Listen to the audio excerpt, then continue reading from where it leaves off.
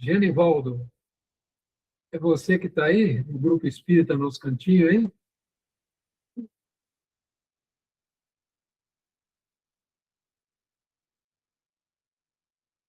Alô? Então, vamos lá. Bom, semana passada, o Genivaldo conduziu o estudo, né? E vocês estudaram sobre o Felicien, né? Acho que é assim que fala, né? Felicien. Eu ia pedir ao G para fazer um apanhado, né? Como que foi? Alguém lembra aí que gostaria de fazer um resumo? Acho que você estava presente, né, Neuza?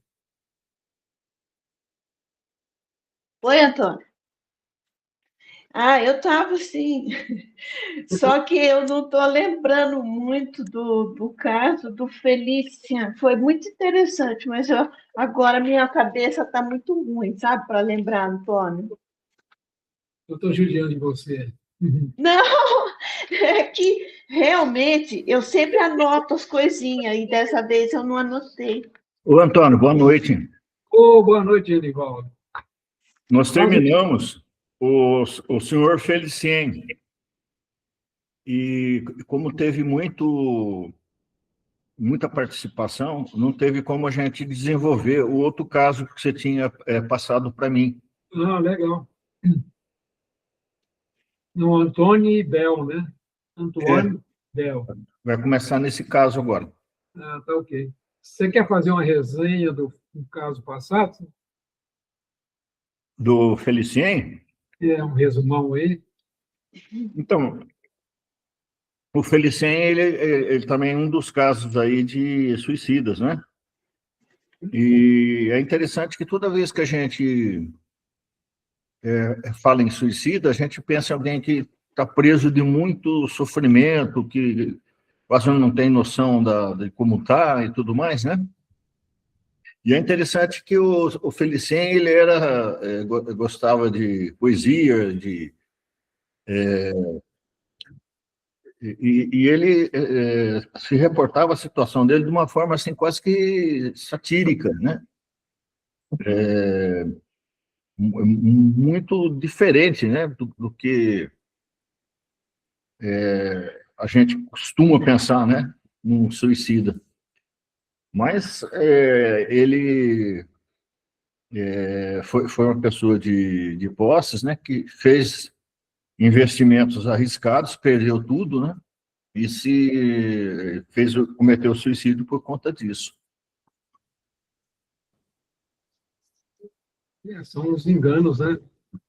A gente estava falando agora há pouco sobre viver segundo a carne, né? Como isso leva, né, a pessoa a cometer esse desatino.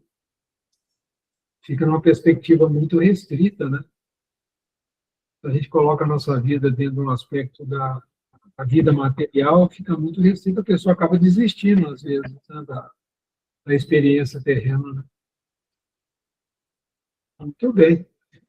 Eu vou pedir a Cláudia para ler para a gente, então, o Antoine Bell, né? Deve ser assim, Antônio Bell, não sei como é que fala em francês. Você lê para nós, Cláudia? E aí, você tem que colocar o quê? Não coloquei ainda, não? Olha só, estou atrapalhadinho, eu vou colocar já. Vou colocar um texto, só um minutinho. Aí, Cláudia. Apareceu aí? Antoine Bell, contador de um banco no Canadá, suicidou-se no dia 28 de fevereiro de 1856. Um de nossos correspondentes, médico e farmacêutico, residente na mesma cidade, forneceu-nos o seguinte relato sobre ele. Eu conhecia Bell há mais de 20 anos. Era um homem pacato e chefe de numerosa família. Há algum tempo ele passou a imaginar ter comprado uma substância venenosa em minha farmácia e que a havia usado para envenenar alguém. Muitas vezes veio suplicar-me para lhe dizer em que época ele havia comprado o veneno, entregando-se então a alucinações terríveis. Perdia o sono, acusava-se de assassinato, batia no peito. Sua família vivia numa ansiedade constante, em especial das 4 horas da tarde às 9 horas da manhã, período em que dava expediente no banco, cuja contabilidade mantinha diligentemente, sem jamais cometer um erro sequer. Costumava dizer que um ser que tinha dentro de si o fazia manter a contabilidade com ordem e regularidade. Nos momentos em que se convencia de suas absurdas alucinações, exclamava: não querem enganar-me. Lembro-me bem, é a verdade. Antônio Bell foi evocado em Paris no dia 17 de abril de 1865, a pedido de seu amigo. Número 1, evocação. Que desejais? Submeter-me a um interrogatório? É inútil, pois confessarei tudo. 2, bem longe de nós querer atormentá-lo com perguntas indiscretas. Desejamos apenas saber qual é a sua situação no mundo em que se encontra e se podemos ser-lhe úteis. Resposta: sim, podeis. Serei muito grato a todos vós por isso. Tenho horror do meu crime e sou muito infeliz. 3, temos a esperança de que nossas preces aliviarão seu sofrimento. Além do mais, parece-nos estar em boas condições. O arrependimento que demonstra já é um sinal de reabilitação. Deus, que é infinitamente misericordioso, tem sempre piedade do pecador arrependido. Ore, portanto, conosco. Nesse momento, foi feita a prece pelos suicidas que se encontra em O Evangelho segundo o Espiritismo. Poderia agora dizer-nos que crime é culpado? Tal confissão feita com humildade há de lhe ser levada em conta. Resposta: permiti-me primeiro agradecer a esperança que acabais de fazer brotar em meu coração. Há muito tempo eu vivia em uma cidade cujas muralhas eram banhadas pelas águas do Mediterrâneo.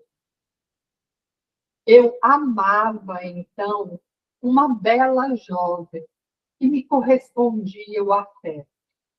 Mas, pobre como era, fui rechaçado por sua família. Um dia, ela veio contar-me que desposaria o filho de um mercador, cujos negócios estendiam-se além mar. Estou de volta porque estendiam-se além mar. Entrou o som de tela aqui na frente. Vamos sei você. Não, aonde eu estou tentando. Eram boiadas. Há muito tempo eu vivia em uma cidade cujas muralhas eram banhadas pelas águas do Mediterrâneo. Eu amava, então, uma bela jovem que me correspondia o afeto, mas, pobre como era, fui rechaçado por sua família. Um dia ela veio contar-me que desposaria o filho de um mercador, cujos negócios estendiam-se além mar, e fui assim desprezado.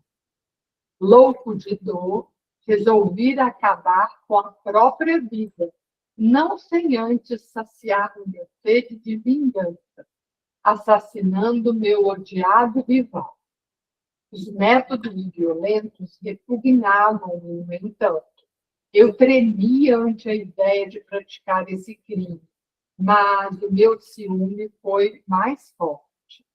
Na véspera do casamento, ele morreu envenenado num plano por mim elaborado, método que me pareceu mais fácil.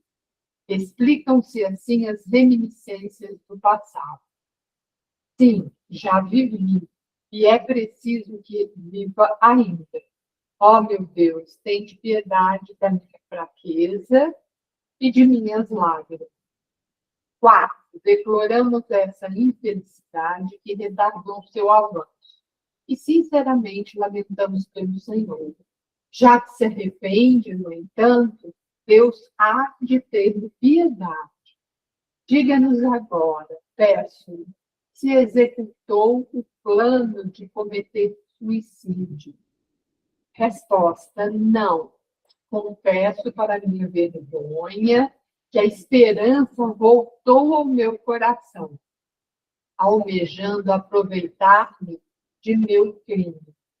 Fui traído por meus remorsos, porém, e expiei pela pena de morte aquele momento de delírio. Fui enforcado. 5. Tinha consciência do mal praticado em sua última existência? Resposta: apenas nos últimos anos de minha vida. E eis como eu era bom por natureza e, após ser submetido, como todos os espíritos homicidas, ao tormento da visão contínua de minha vítima, que me perseguia como um remorso vivo. Dela libertei-me muitos anos depois, através de minhas preces e de meu arrependimento. Recomecei outra existência, a última, e a atravessava calmo e tímido. Trazia dentro de mim uma vaga intuição de minha inata fraqueza e da minha falta anterior, cuja lembrança mantinha latente. Mas um espírito obsessor e vingativo, nada menos que o pai de minha vítima, não teve grande dificuldade de apossar-se de mim, fazendo reviver em meu coração, qual num espelho mágico, as lembranças do passado.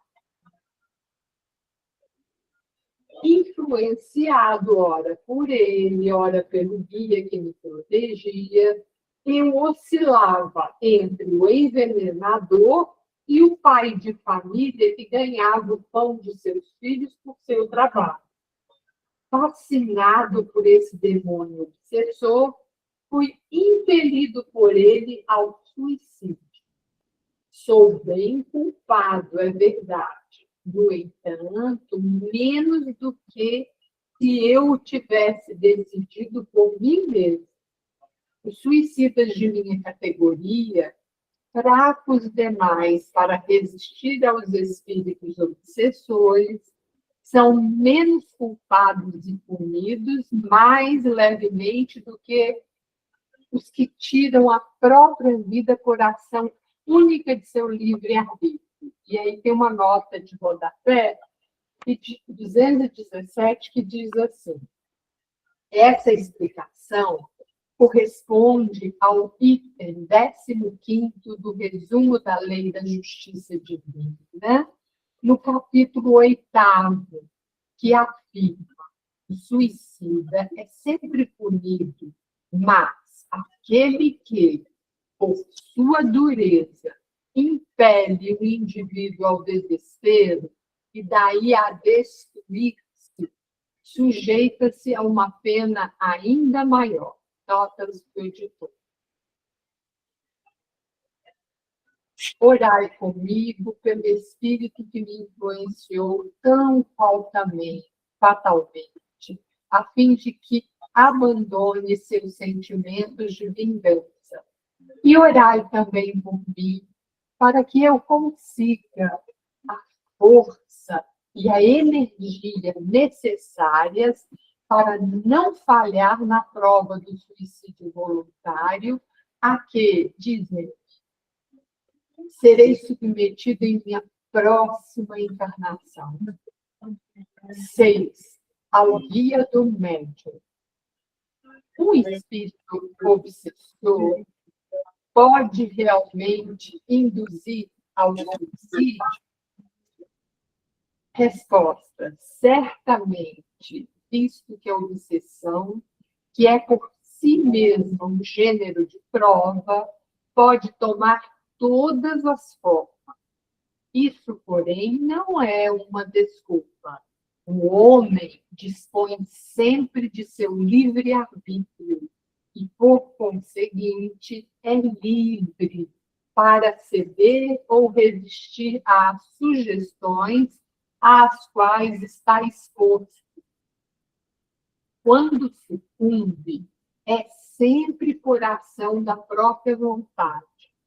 O espírito, no entanto, tem razão quando diz que aquele que faz o mal instigado por outro é menos culpado e punido em menor grau do que quando comete por sua própria vontade. Mas ele não é inocentado, pois, uma vez que se permite afastar do bom caminho, o bem não está de todo arraigado nele.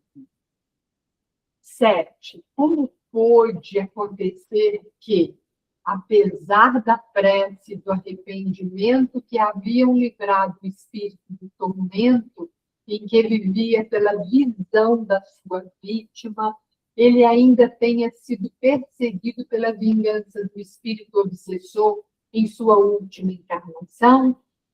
Resposta: sabeis que o arrependimento é apenas a preliminar indispensável para a reabilitação, mas não basta para livrar o culpado de toda a pena. Deus não se contenta com promessas. É preciso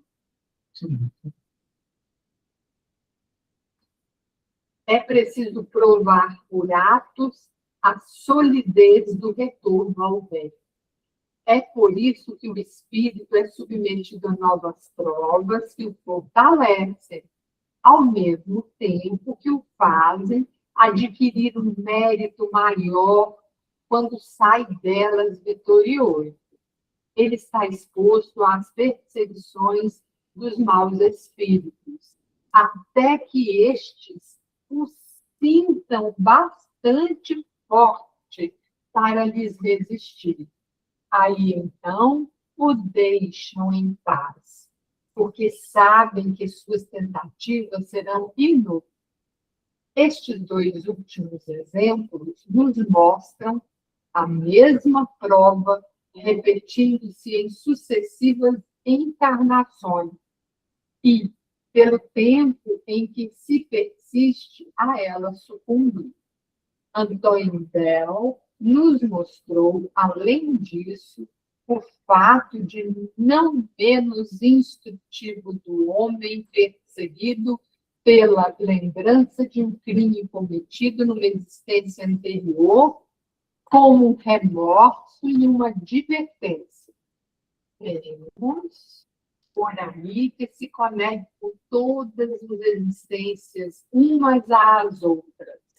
A justiça e a bondade de Deus ficam evidentes ao permitirem ao homem melhorar-se gradualmente, sem jamais fechar-lhe a porta para o resgate de suas faltas. O culpado é punido por sua própria falta, e a punição, em vez de ser uma vingança de Deus, é o meio empregado para fazê-lo progredir.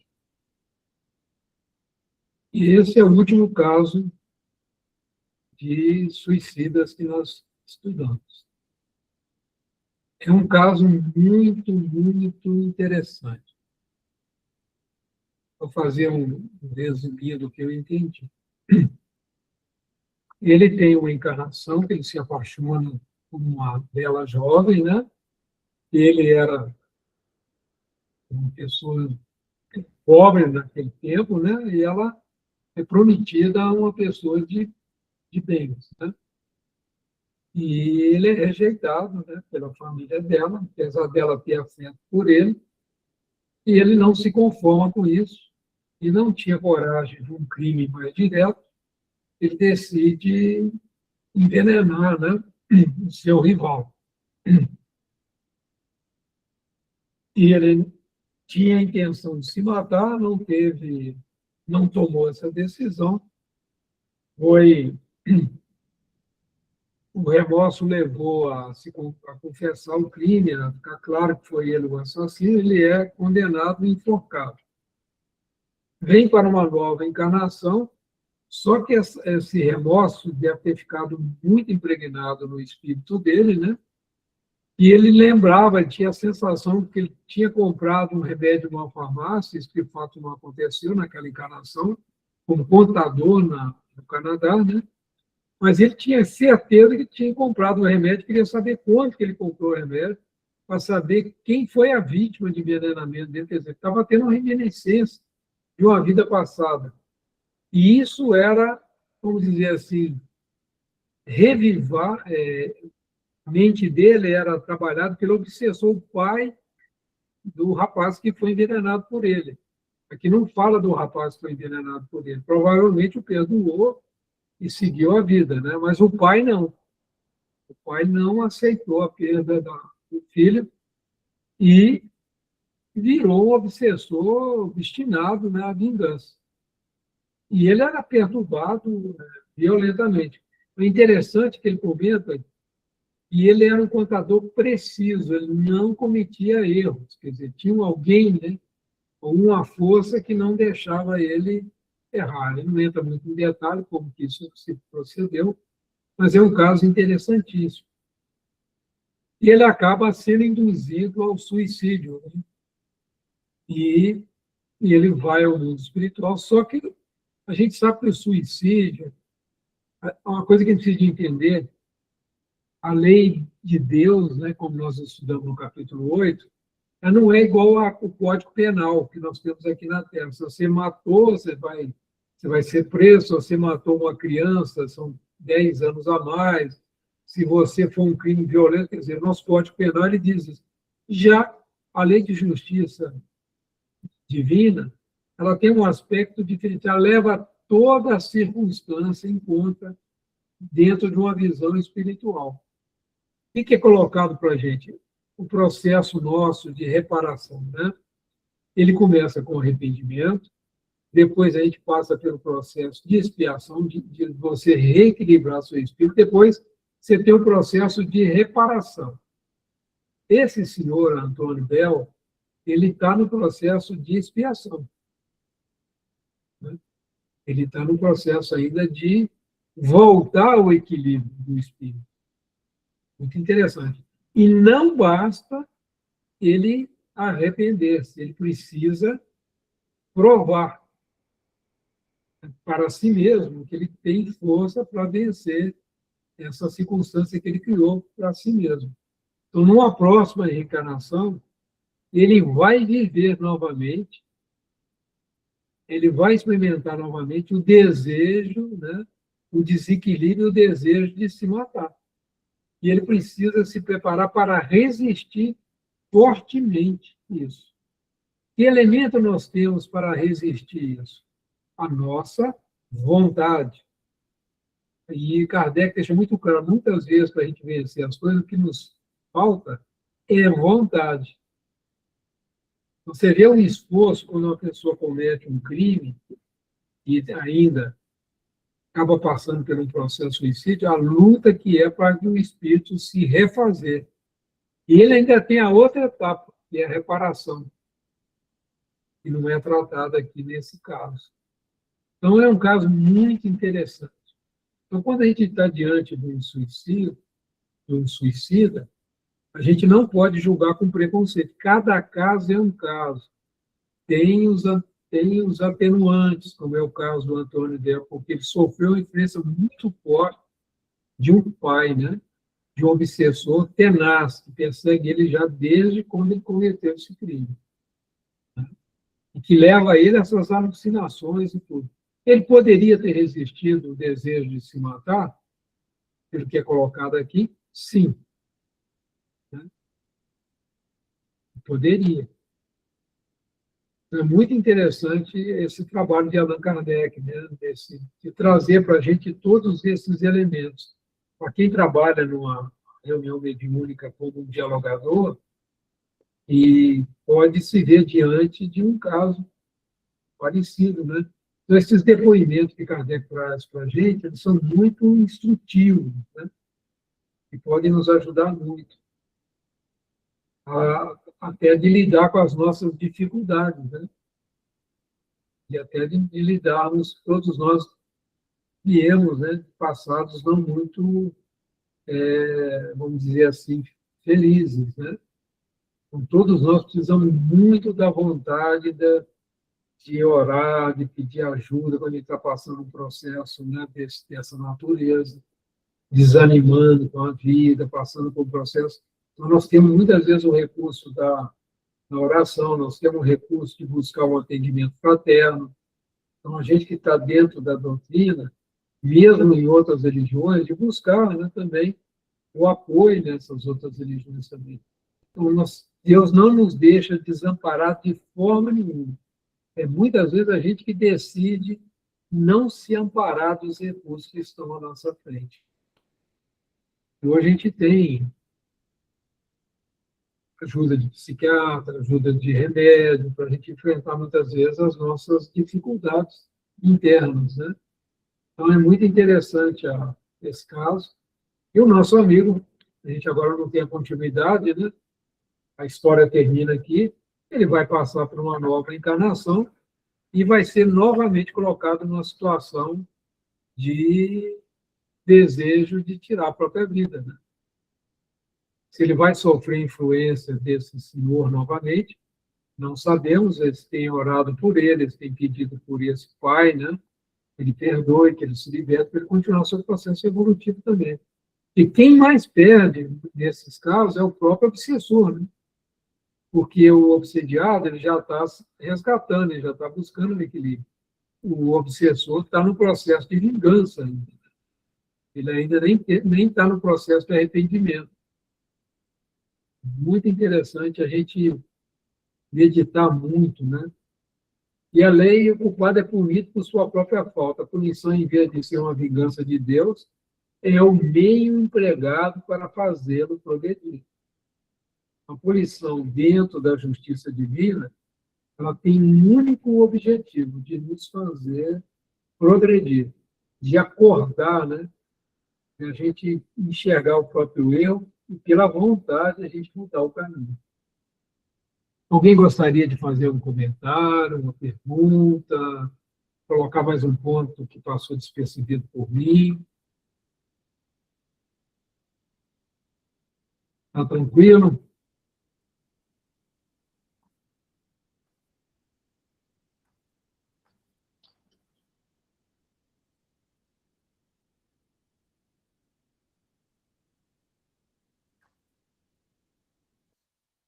Antônio, eu acho que você fez um resumo muito aprofundado, sem nada a acrescentar aí. Esse caso realmente é muito, mostra muito das consequências dos atos, né? Dos nossos atos. A gente fica vendo, né, as coisas, é algo assim até, vamos dizer assim, até assustador, né, algumas vezes, né? Porque a gente chama de sombras, né? Emmanuel tem uma mensagem dele que me tocou muito. Ele diz assim: nós temos ainda casos que a gente ainda não tem condição de resgatar. Nós ainda não temos condição então, e a misericórdia divina permite que a gente vá ganhando forças para que um dia a gente possa lidar com esses erros que a gente ainda não tem estrutura emocional para lidar com eles. Ele diz assim, sobre as pessoas que querem saber de suas vidas passadas, ele diz assim: não façam isso. A gente está assim num lago, calmo, tranquilo, né? E lá no fundo tem um lodo, né? Se você remexer muito no passado, buscar essas coisas de vida passada, você vai remover esse fundo e vai turvar a água da sua vida. Essa questão das terapias de vidas passadas, às vezes pode até ser necessário, mas não é recomendável mexer com isso dentro desse estágio evolutivo que nós vivemos hoje. O Emmanuel tem um texto, eu não me lembro agora qual livro, mas ele é muito importante para a gente ver. E tem pessoas que ficam muito preocupadas. Se nós estamos vivendo, gente, num mundo de provas e expiações, o nosso passado não é grande coisa, pela própria história da Terra. Né? Pega a história do nosso planeta, das civilizações, basta andar uns 300 anos para trás aí que dá para ter uma ideia, né? Da barbaridade que nós já vivemos. Então, para que mexer com isso?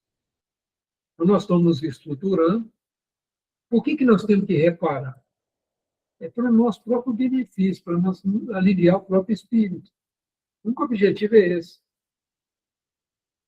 Muitas vezes, às vezes, nem é necessário. Se não é necessário, para quê? Se a gente já ganhou estrutura espiritual, que não precisa mais desse resgate, que não precisa mais dessa expiação, para quê? Né? É muito mais. Eu ouvi um negócio que me mexeu muito. A gente se sentir culpado é muito mais o orgulho da gente falando do que o arrependimento verdadeiro. Porque o arrependimento, ele faz a gente andar para frente. A culpa paralisa. Ah, eu errei muito, esse discurso eu já errei muito na minha vida, não sei o quê. Não ajuda em nada. Beleza. Agora, você se arrependeu dessas besteiras que você fez? Está disposto a se reequilibrar? Né? Então, isso que é importante para nós. E eu vi outra coisa também que me ajudou a compreender, quando fala assim, provas e expiações. Provas. É provar de. Né? Se você fez mal com uma pessoa, então experimente desse mal que você fez para ver como que você se sente. Você compreender como o outro se sentiu. Né? Prova e expiação anda mais ou menos nisso. Você não fez essa maldade? Então experimenta para ver como é que é isso. Né? Mas isso no sentido produtivo, para nos ajudar a evoluir. Nunca para a gente só sofrer. E sofrer por sofrer não leva a gente a lugar nenhum. Não sei se vocês concordam. Era muito comum na Idade Média, né? O tal do silício, né? Que a pessoa, um chicotinho que tinha um metal na ponta, e a pessoa ia batendo nas costas e sangrando. Até hoje tem caso ainda que a gente vê essa estupidez. Para a remissão dos pecados. Você se autoflagelar vai ajudar o quê, né? Então, são bastante questões que a gente precisa meditar, né, em relação a esses ensinos que nós estamos fazendo aqui. Esse livro, Céu e Inferno, ele é de uma riqueza muito grande. Né? Bom, só lembrando, nós estamos na segunda parte, nós estudamos agora sobre os espíritos suicidas, né? Nós já estudamos sobre os espíritos sofredores, nós já estudamos sobre espírito em condição mediana, são aqueles parecidos com a gente, né? Que estão ali mais ou menos, esperam, né? E nós estudamos sobre os espíritos felizes, né? Agora nós vamos estudar dos criminosos arrependidos. próximo estudo que nós vamos fazer. Interessante, né? Então, vou pedir se ninguém tem mais nada a comentar, vou pedir a Cláudia para ler para nós sobre VG, né? Acho que é VG mesmo que fala. Assassino do arcebispo de Paris.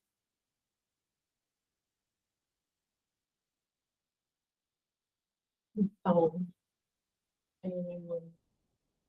em 3 de janeiro de 1857, Monsenhor Cibout, arcebispo de Paris, saindo da igreja de Saint-Étienne-du-Mont, foi ferido mortalmente por um jovem padre chamado Verger.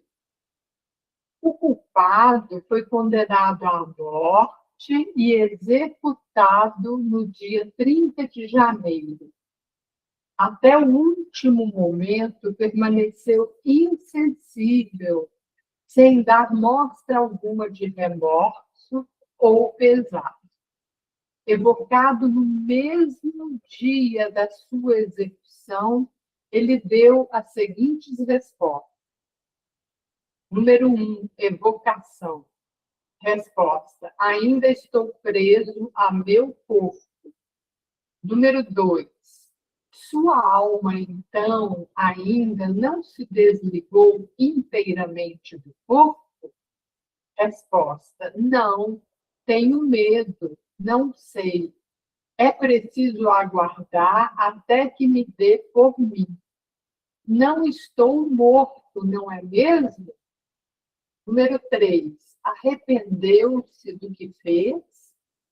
Resposta: fiz mal em matar, mas a isso fui levado pelo meu caráter, que não tolerava humilhações. Evocai-me depois outra vez. Número 4, por que já quer partir? Resposta: ficaria aterrorizado se o visse, por receio de que me fizesse o mesmo. Número 5, mas não tem nada a temer, pois sua alma está separada do corpo. Afaste seu desassossego, pois não tem razão de ser. Resposta: que fazer? Nem sempre somos senhores de nossa própria razão. Não sei onde estou. Estarei louco? Número 6, trate de acalmar-se. Resposta: não consigo, porque estou louco. Um momento, vou recobrar minha lucidez. 7, a oração poderá ajudá-lo a voltar a si. Resposta: tenho medo, não me atrevo a orar. 8, ore, pois a misericórdia de Deus é grande. Oremos juntos. Resposta: sim, a misericórdia de Deus é infinita. Sempre acreditei nela. Número 9, agora compreende melhor a sua situação? Resposta: é tão extraordinária que ainda não posso perceber a causa. 10, consegue ver sua vítima? Resposta: parece que ouço uma voz que se assemelha à dele e que me diz: não te quero mais. Mas é um efeito da minha imaginação. Estou louco, certamente, pois vejo meu corpo de um lado e minha cabeça de outro. E, contudo, parece-me que vivo, mas no espaço entre a terra e o que chamais de céu. Sinto até a lâmina fria da guilhotina caindo sobre o pescoço. Mas isso vem do pavor que tenho de morrer. Parece-me ver numerosos espíritos à minha volta, olhando-me com compaixão. Falam comigo, mas não os entendo. 11, entre esses espíritos, há algum cuja presença o humilhe por conta de seu crime? Resposta. Diria que existe apenas um que me causa temor, o que feriu. 12. Lembra-se de suas existências anteriores? Resposta. Não, é tudo vago. Creio sonhar. Uma outra vez, pois é preciso que me dê por mim. 3 dias mais tarde, questão número 13. Reconhece-se melhor agora? Resposta. Sei agora que não pertence mais a esse mundo, e não o lamento. Lamento o que fiz, mas meu espírito está mais livre. Compreendo também que há uma série de existências que nos dão os conhecimentos úteis para nos tornar perfeitos, tanto quanto possível à criatura humana. 14. Foi punido pelo crime que cometeu? Resposta. Sim, lamento o que fiz e sofro por isso. 15. De que maneira foi punido? Resposta. Sou punido porque reconheço minha falta e por ela peço perdão a Deus. Sou punido pela consciência da minha falta de fé em Deus e porque sei agora que não devemos abreviar os dias de vida de nossos irmãos. Sou punido pelo remorso de haver retardado meu progresso, agindo de modo errado e não ouvindo a voz de minha consciência, que me alertava que não seria com assassinato que alcançaria o meu objetivo. Mas deixei-me dominar pelo orgulho e pelo ciúme. Enganei-me e arrependo-me por isso, pois o homem deve sempre esforçar-se para domar suas más paixões, o que não fiz. 16. Que sentimento experimentou quando o evocamos? Resposta. Misto de prazer e receio, pois não sou mal. 17. Em que consistem esse prazer e esse receio?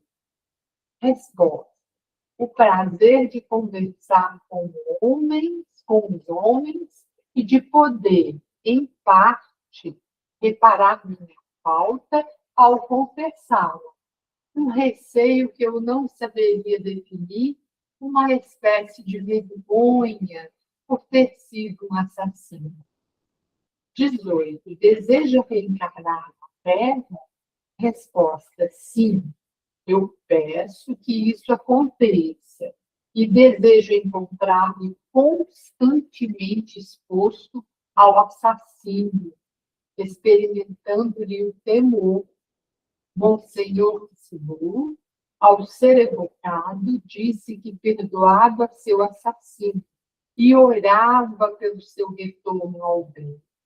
Acrescentou que, apesar de estar presente, não se mostrou a verger para não lhe aumentar o sofrimento.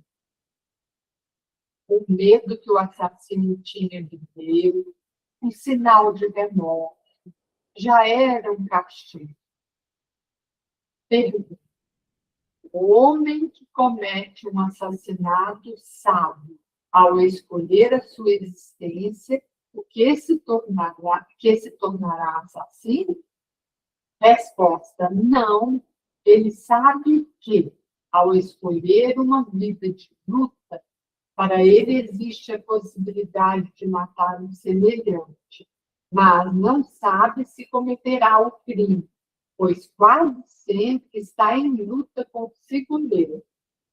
A situação de Verger no momento de sua morte é a de quase todos aqueles que sofrem uma morte violenta.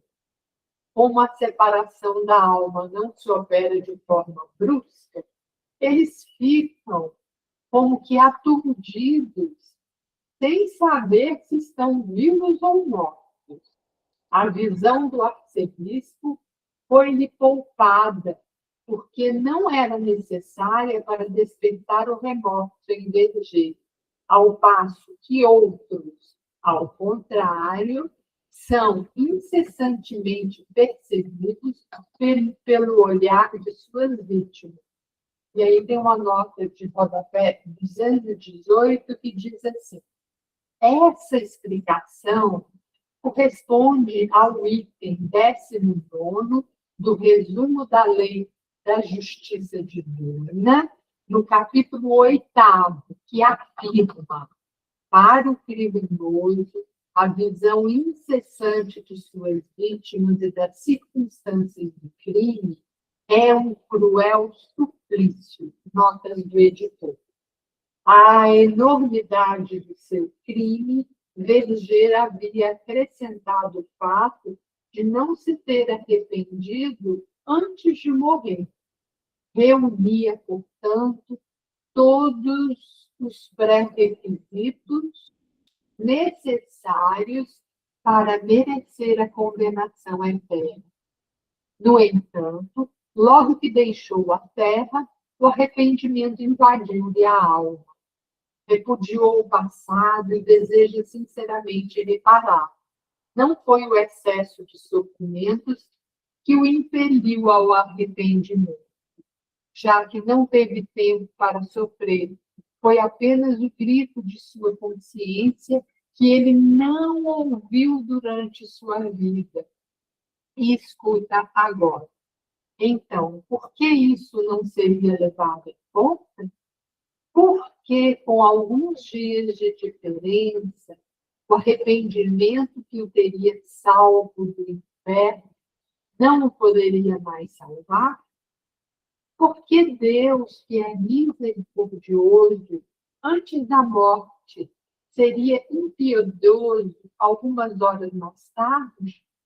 Poderia causar admiração a rápida mudança que ocorre, às vezes, nas ideias de um criminoso, endurecido até o último momento, a quem basta a passagem para outra vida para fazê-lo compreender a iniquidade da própria conduta.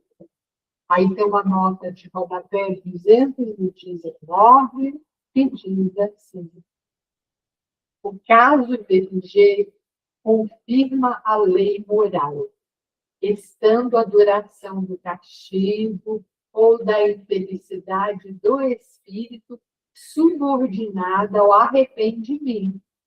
Aqueles que rapidamente se conscientizam de sua responsabilidade moral já veem que há uma saída, notas do editor. Esse evento está longe de ser uma regra geral. Se assim fosse, não haveria maus espíritos. Com frequência, o arrependimento é tardio e, consequentemente, a pena também é prolongada. A obstinação no mal durante a vida muitas vezes é proveniente do orgulho que impede o homem de curvar-se, confessando suas faltas. Além disso, ele está sob a influência da matéria, que coloca um véu sobre suas percepções espirituais, fascinando-o. Caído esse véu, uma súbita luz o ilumina, sendo-lhe desfeitas as ilusões. O rápido retorno aos sentimentos mais nobres é sempre o indício de um certo progresso moral realizado, que não necessita mais do que uma circunstância favorável para que se revele, ao passo que aquele que persiste no mal por um tempo mais ou menos longo após a morte é, incontestavelmente, um espírito mais atrasado, em que o instinto material sufoca a semente do bem, e para quem ainda são necessárias novas provas que se corrijam, para que se corrija. Mais uma lição muito interessante, né, pessoal? Comentar uma coisa importante. Você vê que a gente sempre volta ao capítulo 8 nas leis divinas, né? E vocês estão lembrados, são 25 leis. Na edição adulterada, deu-se o nome de Código Penal da Vida Futura. E isso não existe. Não existe um Código Penal da Vida Futura. Então, cada situação é regida pela circunstância. Agora, sempre tem os elementos básicos. O primeiro elemento básico, o arrependimento verdadeiro. Olha para você ver. Como encarnado, ele não se arrependeu, até mesmo após ser condenado à morte. Mas no momento que ele foi para a vida espiritual, ele deu acesso à sua consciência e se arrependeu verdadeiramente. Isso trouxe um alívio para ele. Porque o sofrimento dura até que a gente se arrependa verdadeiramente. É muito importante a gente guardar esse trio, né?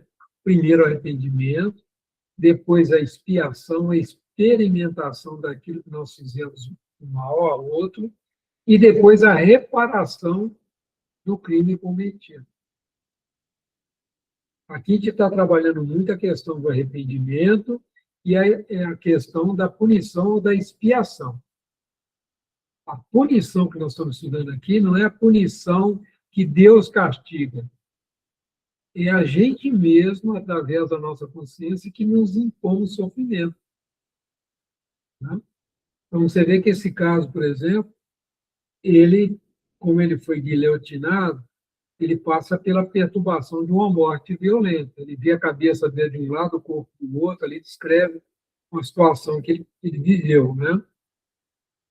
E nós estávamos estudando sobre a questão, né, no estudo anterior, segundo a carne.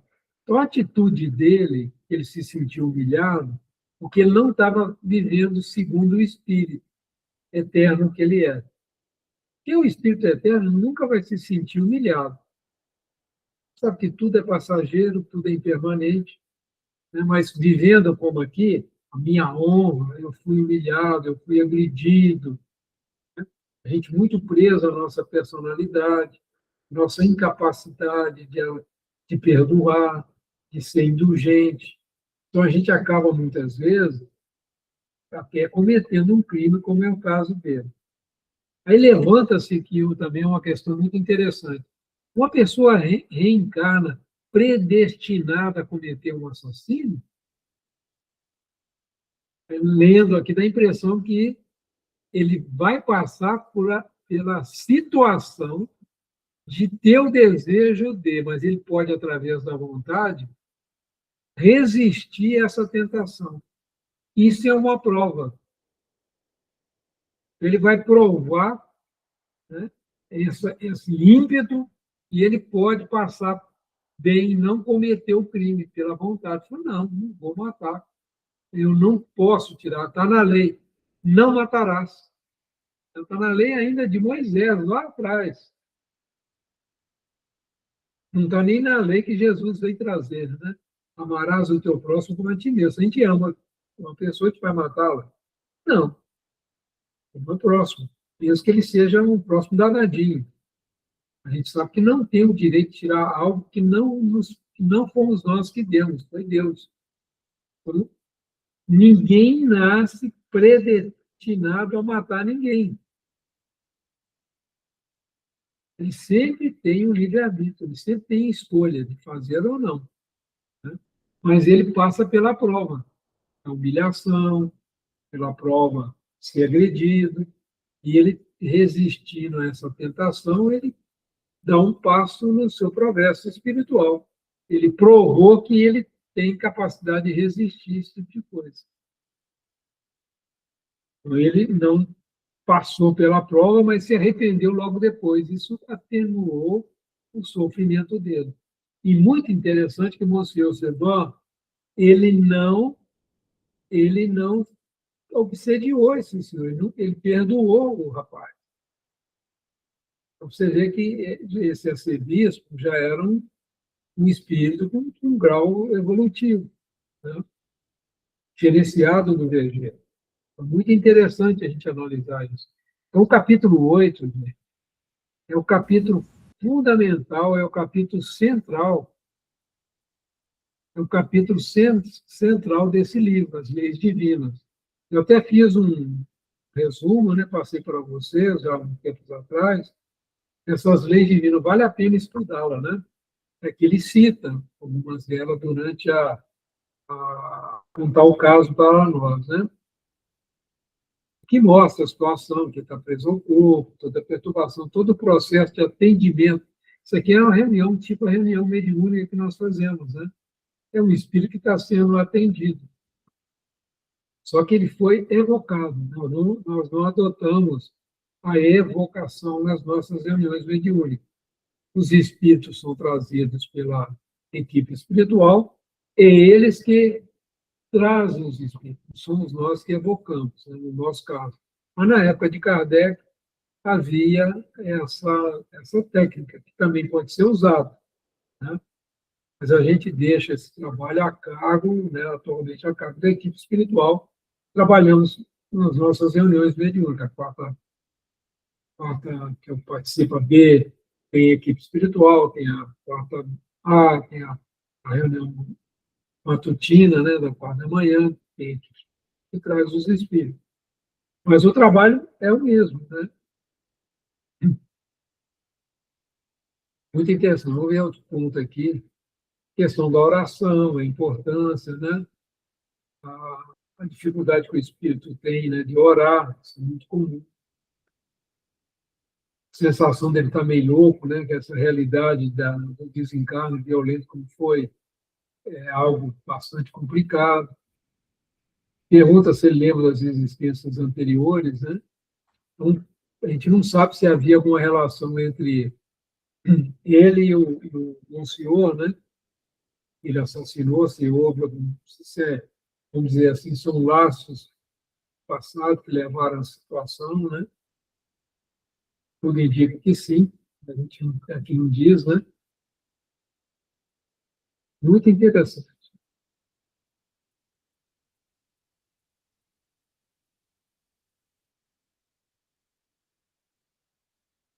O homem que comete um assassino sabe escolher a sua existência e se tornará assassino? Não. Ele sabe que ele escolheu uma vida de luta, mas existe a possibilidade de matar um semelhante. Ele vai passar por essa prova. É isso que está sendo colocado aqui para a gente. Ninguém nasce predestinado a matar ninguém. Você passa pela situação.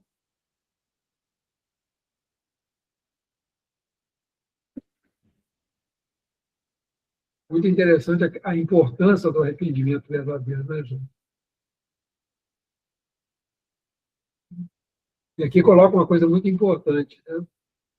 E o normal é uma exceção nesse caso do assassino, que a maioria dos assassinos são espíritos maus mesmo, né? Que a gente vê aí nas notícias e tudo, tem prazer em tirar a vida do outro. Esses aí sofrem tudo aquilo que é colocado nas leis, né?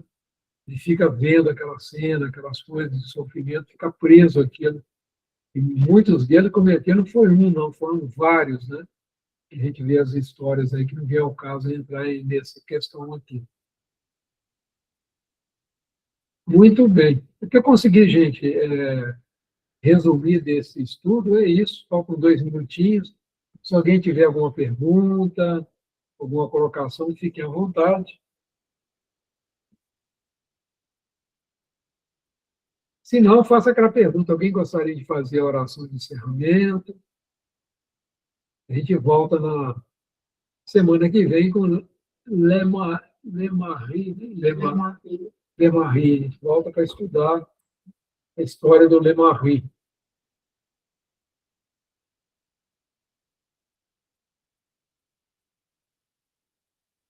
Você vê que esse livrinho é um bom manual para os dialogadores, né, das reuniões mediúnicas, né, gente?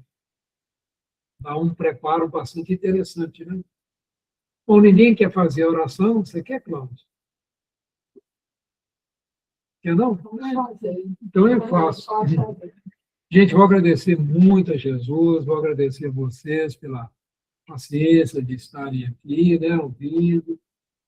E peço a Jesus, peço a Deus que essas lições toquem os nossos corações, para que a gente lembre, né, diante dos desafios da vida, diante das situações que todos nós passamos, né, as dúvidas, dos conflitos, das doenças, e tudo isso que nós encarnados passamos, que a gente lembra que nós temos a vontade, e que nós temos o Evangelho, que nós temos a nossa consciência, onde está escrito todas as leis divinas. A gente sempre consulte esse livro virtual que está aqui na nossa mente, que é um presente de Deus. E na medida que nós vamos evoluindo, ele vai se abrindo com mais páginas, com mais discernimento.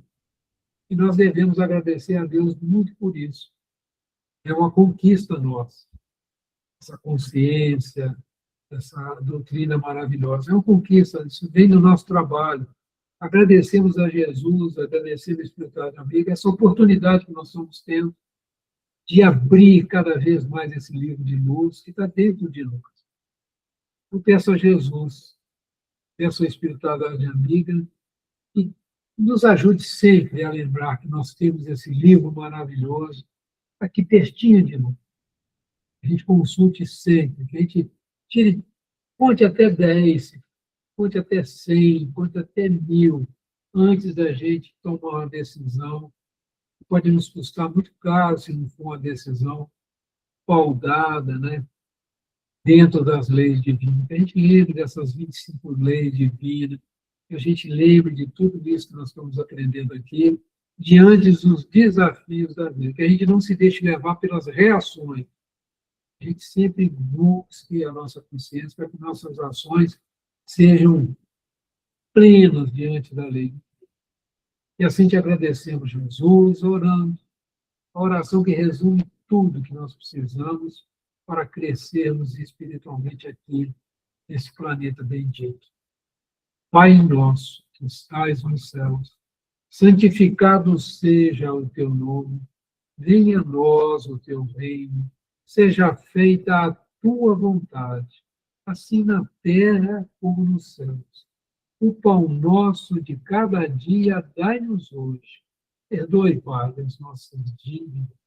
Perdoe, Pai, as nossas ofensas, na medida que nós vamos perdoando aos nossos devedores e aos nossos ofensores. E, Pai, não nos deixes cair em tentação e livra-nos de todo o mal que ainda insiste, que quer fazer morada em nosso coração. Que a gente vá para a nossa vontade, limpando cada vez mais os nossos corações, colocando luz, colocando amor, e é o que Jesus nos ensina, aprendendo a servir e a amar. Que Deus nos abençoe e que tenham todos um fim de semana de muita luz, de muita paz, de muita fé e coragem. Que assim seja, Senhor. Que assim seja. Assim seja. Obrigada, Antônio. Boa noite, Antônio. Boa noite, Nilma, Valéria. Boa noite, gente. Fiquem com Deus. Com Deus, Claudinho. E força na pedalada. Vamos nós. Fábio, boa noite. Nivaldo. Fiquem com Deus. Fiquem com Deus, gente. Um abração. Obrigada, Antônio.